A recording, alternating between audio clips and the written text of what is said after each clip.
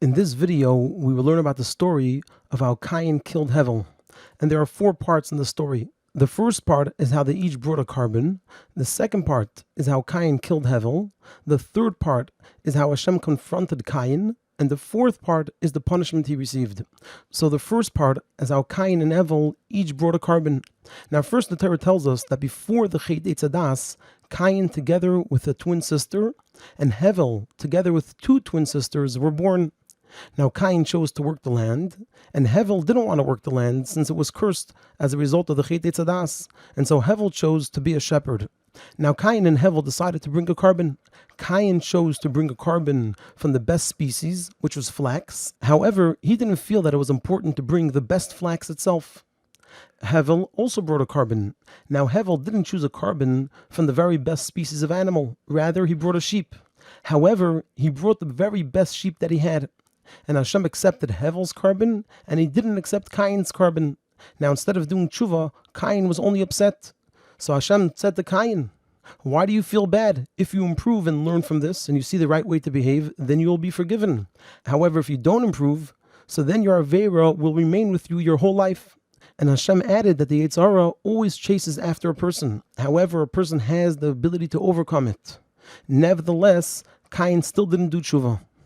The second part is how Kayin killed Hevel. So Kayin started an argument with Hevel as a way to have an excuse to kill him. And that's exactly what happened. And he killed Hevel by stabbing him all over his body. The third part is how Hashem confronted Kayin. So Hashem began by asking Kayin, where was his brother Hevel? And Kayin responded, "I don't know. Am I my brother's keeper?" And then Hashem confronted him and said, "What have you done? The blood of your brother and all of his offspring is crying out to me from the ground." And the fourth part is the punishment that Kayin received. Hashem then told Kayin, "Now because the ground received your brother's blood, therefore the ground will be cursed even more than it was after the Chet Eitzadas. From now on, the ground will have less strength and not be as fertile." Hashem also told him that from then on, he would have to be a wanderer, and he won't be allowed to settle in one place. Kayin then did a little bit of tshuva, and he asked Hashem if his Avera is too big to be forgiven, and that as a result, he always has to wander, and now any person or animal that finds him will kill him. And Hashem responded that whoever kills Kayin would be punished, and that Kayin would only be fully punished after 7 generations. And Hashem then added a letter of his name on Kayin's forehead so that people wouldn't kill him. And Hashem also brought back the natural fear that animals have of people so that animals wouldn't kill him either. The Torah relates that Kayin then left Hashem without having done full tshuva, and he also left thinking that Hashem doesn't really know everything that's in his heart.